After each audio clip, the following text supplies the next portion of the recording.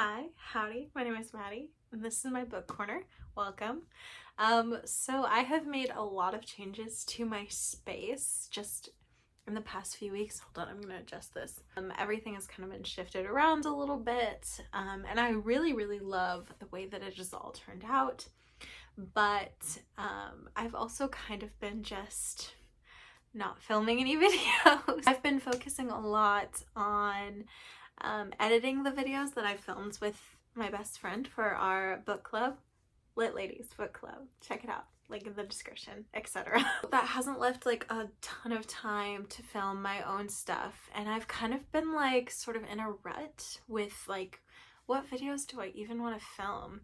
And then like there's a newbie booktube tag, but I don't really want to do it. So we're here now, and I think I'm gonna do sort of like a meet the booktuber type of situation. No idea how this is gonna work out. I'm currently sitting on the floor. It's just interesting. My situation, my setup is very interesting. I am currently filming on my phone. That's how I film all of my videos, even the ones with my bestie. And I have this like cheapy little ring light that I got off of Amazon that is currently like, the cord is about this long and it's currently like stretched to its limit. So it really just kind of like, on all sides there are limitations, but you know, like the best creativity is born out of limitations. That's what I believe. So I guess we're rolling with that. I don't know. My name is Maddie. I've been reading avidly since second grade. The first book I ever fell in love with was Harry Potter. I picked that up out of my second grade. Yeah, it was second grade. The reading, I still remember what they looked like what my third grade classroom looked like. And I picked it out of one of the reading bins. Did your teachers used to have those where they would have like shelves and they would have those little plastic bins and you would pull it out and it would just be full of books and you would like rifle through them? So I picked Harry Potter out of one of those, and like the rest is history. Like I just fell in love with reading. I was ridiculously like addicted to reading. I would read during recess, I would read during lunch. One time I was so busy reading I didn't notice that my fourth grade class had got up and left the room to go to PE, and I got in huge trouble. Let's see, the genres I read primarily, I would say fantasy. I would say I'm a fantasy girly, but I'm picky. I love a good science fiction, but I don't pick them up that often, but when I do, I usually end up picking up really good ones and loving them. Literary fiction, I sort of dip my toes into. I like romance, but again, I'm picky. Let's see what else. Historical fiction isn't my thing. Mystery, it depends. Love classics. I've read a lot of them. I used to read a lot more, but just what with my job being what it is, I'm in cancer research. That takes up a lot of my brain power, and so when I read, I find myself wanting to just read something not easy, but not quite like, you know, when you're reading a classic, you have to sort of put it into the context of the time period, and it takes a lot of brain power. And after I've just come up off of a full day of work, I don't want to use that brain power. I just want to be entertained. I own about 600 something books at last count. They're constantly kind of fluctuating. I'm very picky about my collection. This was going around recently, the discussion on like consumerism, especially as it relates to books, and I believe Jack Edwards was the first to sort of bring this up, but he wasn't the one who originated it. I believe he was quoting someone as he was talking about how his library is like a wine cellar. He collects books so that he's able to read them at the right time, like right when he needs them. He wants to be able to go to his library and sort of like choose what is the moment. And I respect that method, but that's just not me. My library I would liken more to a garden. It's carefully tended and cultivated. I am vicious about ripping away the weeds, which is why I unhaul books as soon as possible. Like as soon as I know I don't want them anymore, I'm like, you're gone. So that's another thing, is I probably won't do unhauls because I'm not just gonna keep books around that aren't part of my collection that I don't want. This makes sense for me both spatially and financially, because a lot of the times when I'm buying new books, it's because I'm selling old ones. So that's where I get some of the money in order to buy new books. And then some stay in the collection and some are gone. And you might say to me, and you would be, reasonable for saying this, Matt, why don't you just use the library? I utilize Libby a lot for audiobooks. I don't like ebooks. I can't stand reading a book on my phone. But the library for physical books, why not? Because I don't like to be rushed. So by the time I was actually reading the books I'd gotten from the library, the debt that I had stacked up from that book being overdue was so much that I literally could have just bought it.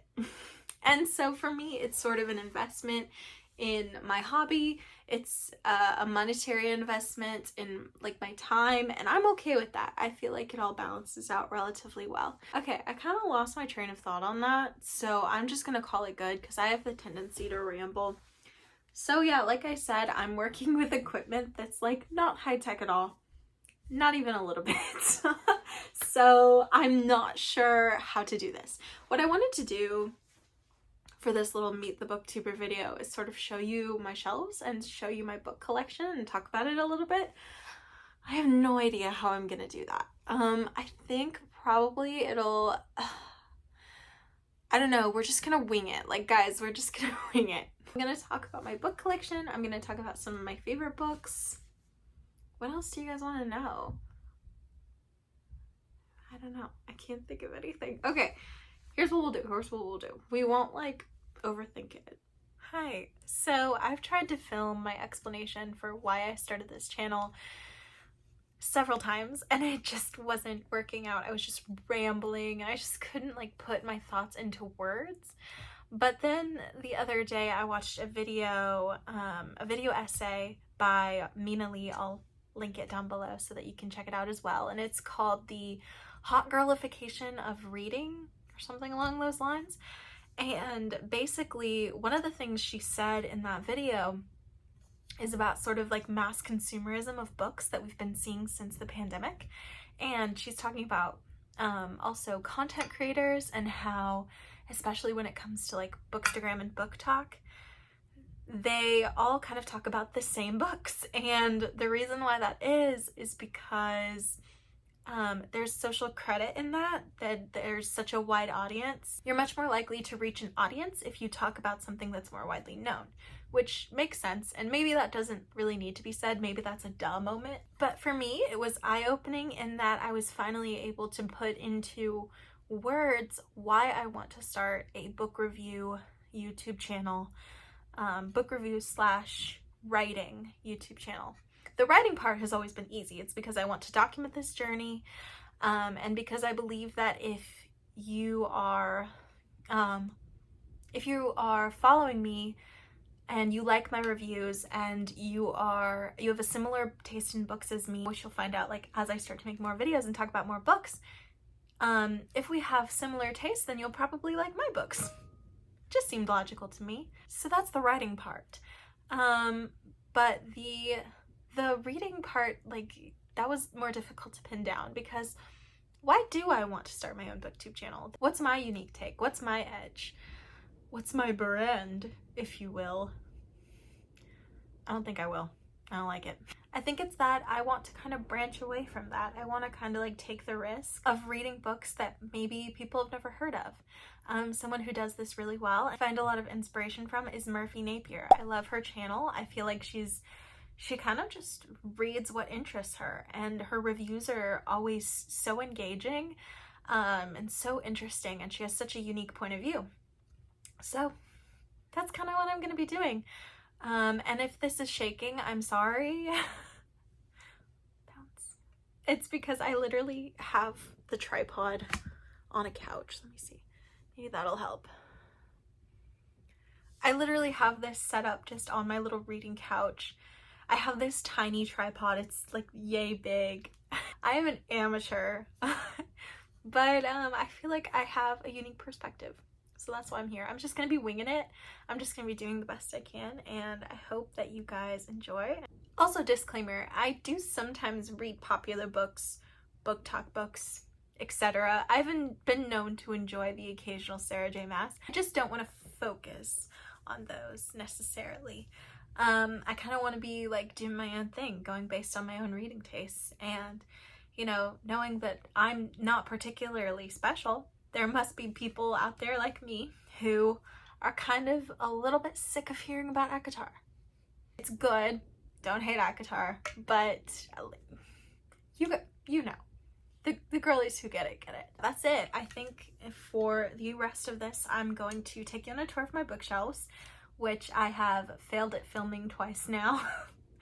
And while I'm taking you on a tour of my bookshelves, I'm going to be pulling out my favorites. So then you also get a sense of, you know, my favorite books, what do I like, things like that.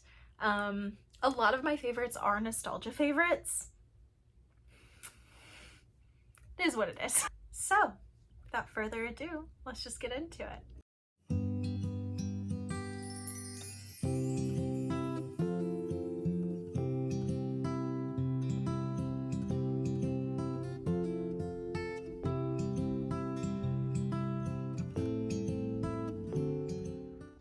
Okay, so we'll start off with this skinny shelf.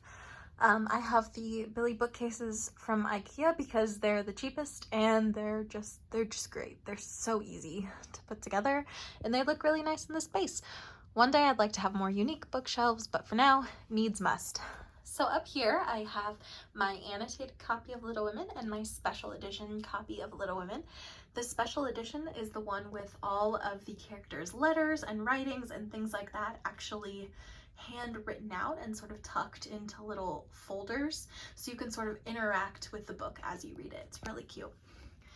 Moving down, I have a Stephanie Gerber shelf. Right now I am missing my first of the US editions of Once Upon a Broken Heart, the first book. Missing the first one. I lent it out to a friend, but I have the they don't have the dust jackets on them because I don't like the US dust jackets. I have the UK editions all in different sizes because why not? And then I've got Caraval here. Moving down, I have my first Divine Rivals shelf. It usually looks a little bit more polished and a little bit different, but someone borrowed my edition of Ruthless Vows that usually goes here. So for now, this is what it is, but I love these naked hardcovers. I love the typewriters, just obsessed. And then down below, this is my second Divine Rivals shelf, but it's sort of like a work in progress. I have a Fairy Loot edition of Ruthless Vows coming in the mail relatively soon, so once I have that, I'll display both this UK hardback and the Fairy Loot edition. Right now, it's just holding my knitting so the cats don't mess with it. Moving down, this is a vampire shelf. The reason I have these little frescoes here, I got them in Milos, Greece, and I just thought they looked cute here.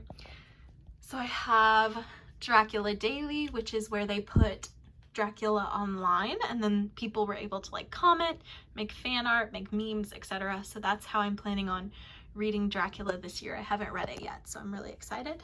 And then I have Coldest Girl in Cold Town, the Sookie Stackhouse series, Vampires, Hearts, and Other Dead Things. Yeah, just a little vampire shelf. I love vampires, but I'm very picky. So down here we have my Margaret Rogerson shelf with also a few miscellaneous fantasy novels over here. I love Sorcery of Thorns. If we're talking about favorite books, it's this one. That is one of my favorites of all time. I love Sorcery of Thorns. It made me fall in love with Margaret Rogerson as a writer. And then I have Mysteries of Thorn Manor, which is the follow-up novella. If I can do this one-handed, it's kind of difficult. I have it displayed because I just love the way it looks. Going down, we just have some miscellaneous fantasy hardcovers. A lot of these are standalones, except for I think this Fish's Grace is part of a series, which I haven't started it yet. And Powerless, I have a little bit of room to put the second one, which I'm so excited. It comes out in July, I think. June, July, something like that. From this shelf, Honestly, this is pretty much like not a bad like no bad tracks here. Like this shelf is pretty good. The Disappearances is a standout. The Bone Houses, Sky in the Deep. I would recommend any books from this shelf. I just haven't read A Study in Drowning or This Fish's Grace yet. So my husband calls this like the reject shelf, and that's not true. They're just small paperbacks, which I hate the way small paperbacks look on a shelf. You know, they're the mass market ones that are really short, and just a few miscellaneous classics that I didn't have room for. So I'm not going to talk a ton about that top shelf. I just have a lot of classics up there. And then moving over here, I have some miscellaneous, like younger, sorry, wobbly camera, miscellaneous younger fantasy. Just kind of stacked. I think it looks kind of cute, especially with like the plants and everything interspersed, but not much to say about those. So this is a fantasy shelf. Can you tell that that's my genre? So up here we have, starting with middle grade, we have series. I used to love Brandon Mull when I was a kid. Fablehaven, The Beyonders. Honestly, I still think it holds up to this day. Oh, so Suzanne Collins, author of The Hunger Games, also wrote this series called The Underland Chronicles, and it's just so good. The premise is a little wacky. I would recommend going in just blind and seeing where it takes you, but I was obsessed with these as a kid, and I still reread them like every 2 years or so. I'm actually due for a reread. Another standout from this shelf is the Morgan Crow series. The fourth book isn't out yet, but this is basically if Wednesday Addams went to Hogwarts. That's how I always pitch it, and it's so good. Hex Hall, that trilogy was a moment when I was a teenager. I used to love it. The follow-up, School Spirits, is fine. Oh my gosh, another moment is the Song of the Lioness Quartet right here. I would say that this is what got me into fantasy as a genre. It's about a girl who disguises herself as a boy to become a knight, and it's so good. No one does it like Tamora Pierce. Moving down, I just have this, I don't know what it is, like Official Guide to Narnia. And I also have, these are called The Books of Beginning. I was obsessed with them. The ending broke my heart. This book I got in Disney World. I was looking at it in the gift shop of Coronado Springs, and one of the cashiers is like, oh my gosh, you should read that. I love that book. And her name was Madeline. So I was like, if Madeline recommends me a book, you know, I gotta, like, my name is Madeline. Madeline recommended it. Like, it's just, it's fate. I've got to buy it. This little thing is like falling down, but I have the Chronicles of Narnia here. My favorite of which is The Voyage of the Dawn Treader. Oh my gosh, this book makes me cry every single time. I went through a phase where I was obsessed with Guardians of Ga'Hoole. That's why I have all these little owls. Fun fact, I got this one in Greece. But yeah, I have all the Guardians of Ga'Hoole books except 8. Really random, not sure why. Half Upon a Time was a moment when I was in middle school. I have The Black Stallion, which I know it's not fantasy. It's just kind of hidden in here because I have nowhere else to put it. And then starting off, we have, you know, the first part of my Harry Potter obsession, the Mina Lima pop-up editions. I have, you know, the Harry's like school books, books featured in the series, whatever you want to call it. And then I have the original Tales of Beetle the Bard. That was like the first edition that they made, and then they made it like fancy, if you can see there.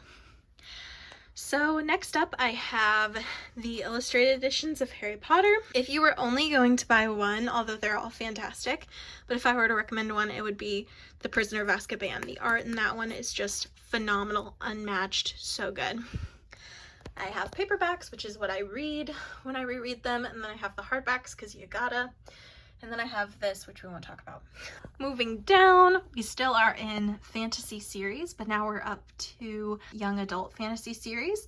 You may be wondering, Mats, why do you have the first 2 Ember in the Ashes books in one edition and the last 2 in the other? Well, they switched editions. They switched designs halfway through. And at that point, I had bought all of them, like, first edition the day they came out, and I was like, you know, I'm not gonna switch. I can't. It's a nostalgia thing. Six of Crows, Crooked Kingdom, which I like okay, except Nina and Matthias are the best part, which is why I tabbed every scene with Nina and Matthias. And when I reread them, that's like the only thing I'd read. We have this Barnes & Noble exclusive of These Violent Delights, which I haven't read yet.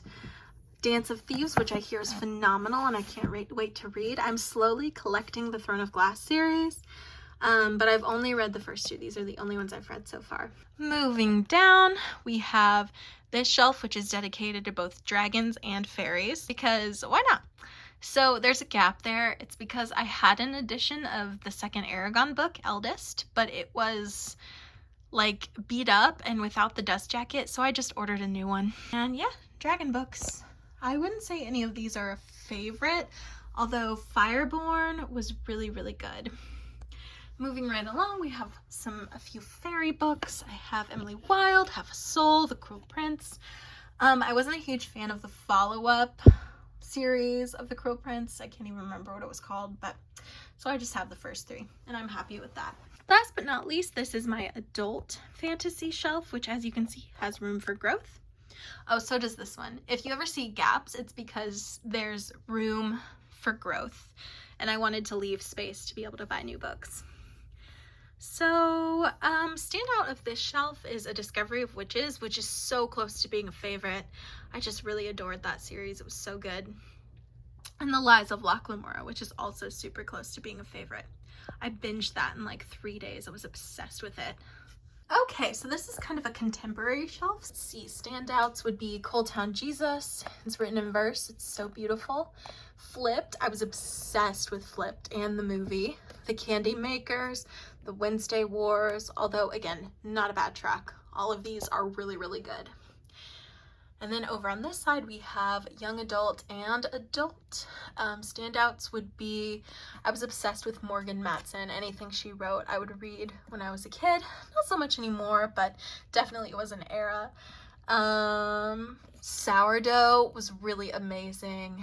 And then I haven't read The Dictionary of Lost Words or The Things We Leave Unfinished or Yellowface, so I'll let you know if I like those. Oh, and this is a book nook that my sister-in-law got me for Christmas. I put it together.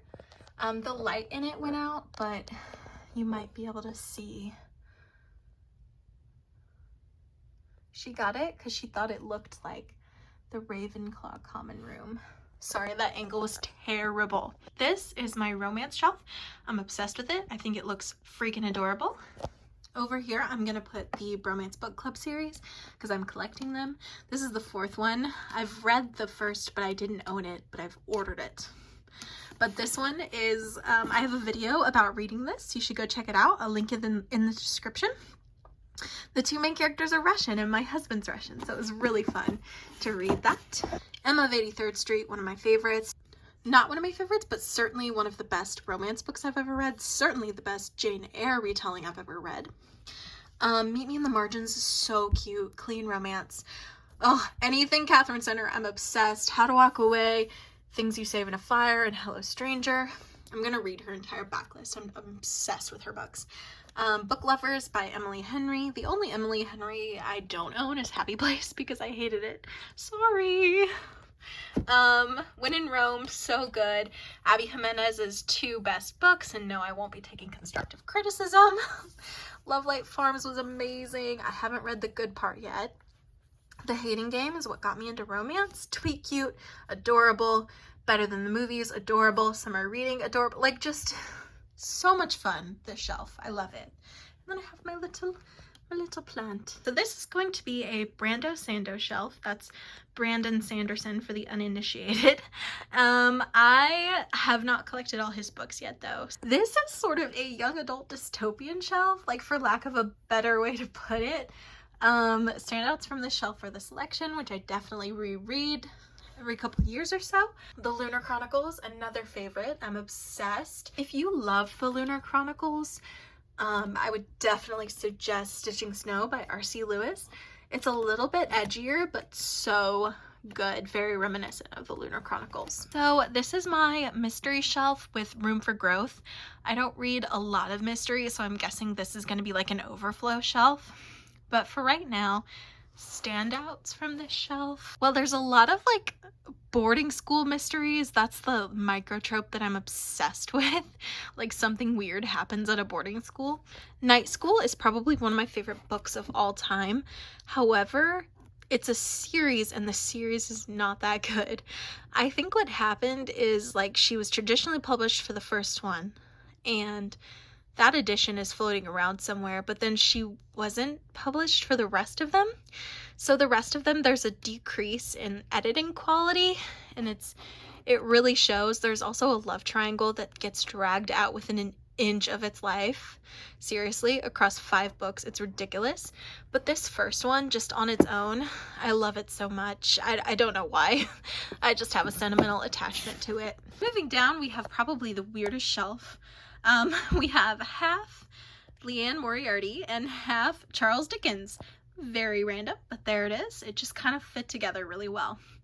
Leanne Moriarty is one of my favorite authors. I'm obsessed. Not a bad track. How many times am I going to say that? The only ones that I wouldn't recommend from Leanne Moriarty is The Last Anniversary and The Husband's Secret. Those are misses. The rest of them, so good. Moving up, if you're wondering what these heads are, those are the singing bus from the Haunted Mansion ride in Disney World. And then I have this little diorama cutout thingy of the Haunted Mansion. So this is a sci-fi young adult series shelf with a couple of stragglers over there. Standouts, The Hunger Games, obviously.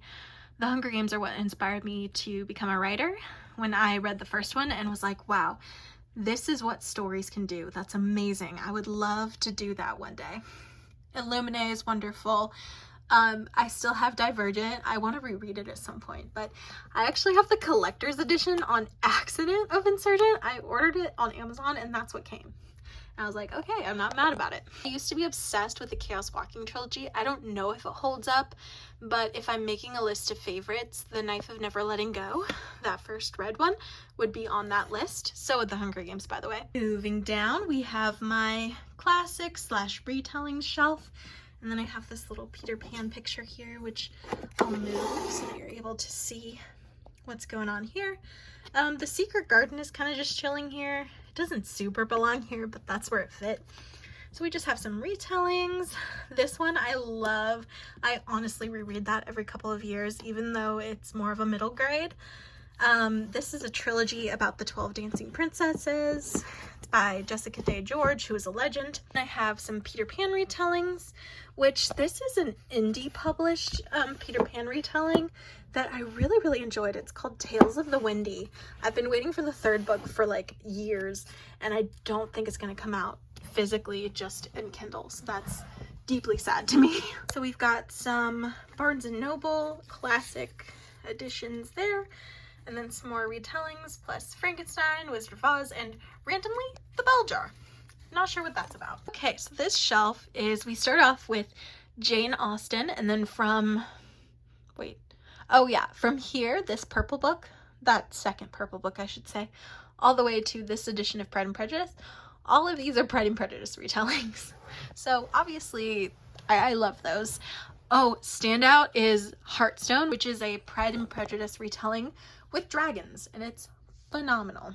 And then we have more Jane Austen, and then starting from here onwards is my little King Arthur corner. I'm obsessed with King Arthur, but if I had to pick a favorite King Arthur retelling, it would be the Once and Future King Quartet, I believe it is, by T.H. White.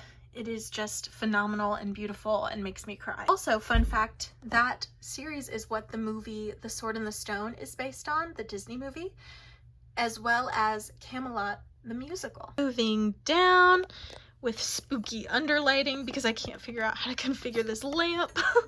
We have, hold on, maybe I can, that works. Okay, so this is a sci-fi shelf turning into a historical fiction shelf. I don't read a ton of historical fiction. There's a gap because I lent out my copy of The Nightingale. But yeah, I don't read a ton of historical fiction, so it's just kind of put where it fits, which is the theme of my bookshelves. Another favorite is The Host by Stephanie Meyer.